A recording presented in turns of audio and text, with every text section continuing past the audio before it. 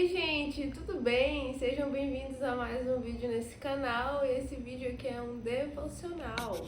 Então, gente, o vídeo de hoje tá muito especial. Na verdade, ele tá sendo um complemento do último vídeo, assim, coisas do Espírito Santo, porque esse vídeo que vocês vão ver hoje, ele já estava na programação, e o antigo, se você ainda não assistiu o antigo vídeo, volta lá e assiste, que ele vai fazer super sentido com o devocional de hoje. E eu acredito que o Espírito Santo quer, assim, massificar esse tema na nossa mente, nos nossos corações, para que, de fato, nós venhamos parar para pensar e refletir no que ele tem falado nos últimos tempos, tá bom? Vamos lá, o evangelho que nós vamos ler é o Evangelho de Lucas. Não é surpresa para ninguém, eu tenho feito os meus devocionais no Evangelho de Lucas e tem sido muito bom. Se você quer uma dica de algum livro da Bíblia para começar a ler, para começar a fazer os devocionais, eu indico muito o livro de Lucas, tem sido muito proveitoso. Jesus tem nos ensinado bastante coisas, então vamos lá para o vídeo. A leitura hoje é no Lucas 8, capítulo 8, a tão famosa parábola do semeador. E nós vamos ler do versículo 11 ao 15, mas a gente vai fazer um pouco diferente hoje, porque essa passagem aqui é muito interessante e nós vamos ver ela por partes, porque cada parte tem uma fase.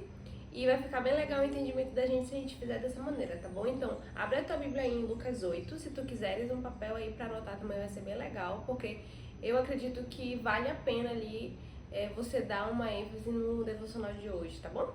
Eu tô com as minhas anotações, tá? Então, se você me vê olhando pra baixo, porque tem algumas anotações aqui, pra justamente a gente não perder muito o foco.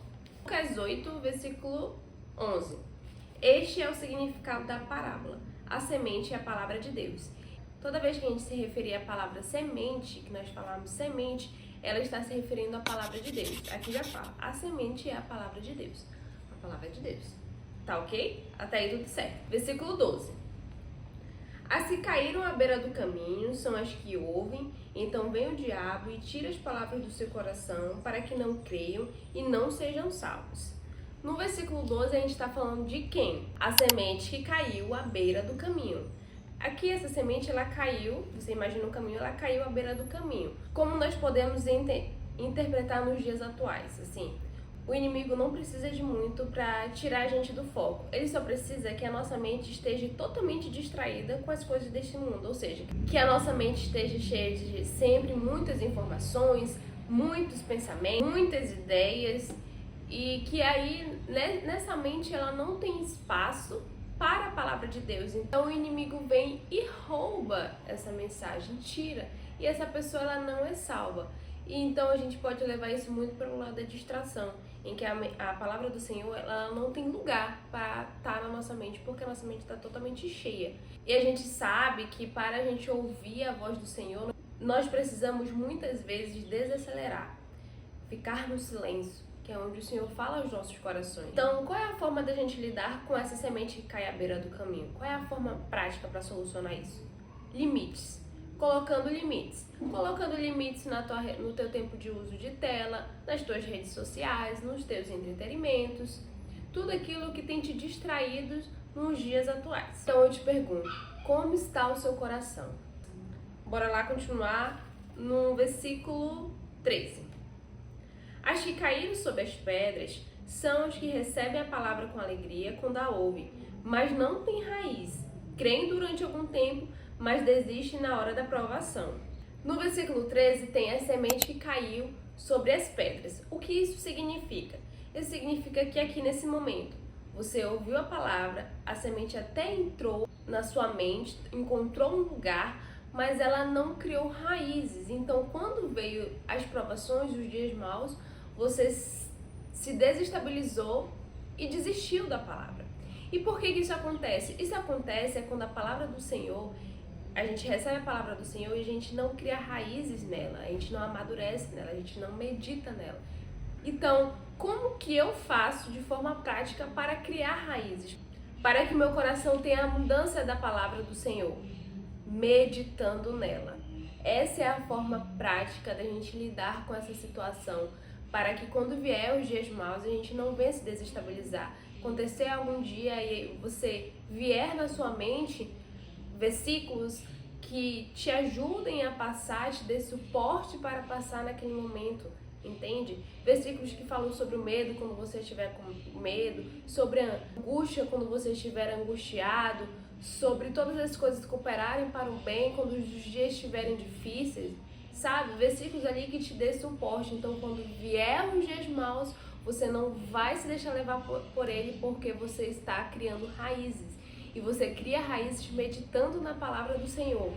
Então, Amanda, como eu medito na palavra do Senhor? Você lê a porção, pode ser esse versículo que a gente está lendo agora, você lê e você começa a pensar. Você começa a compartilhar com seus amigos, com seu cônjuge, com alguém que mora com você, com a sua mãe, você começa a comentar sobre aquilo. Sabe quando você fala muito sobre um assunto?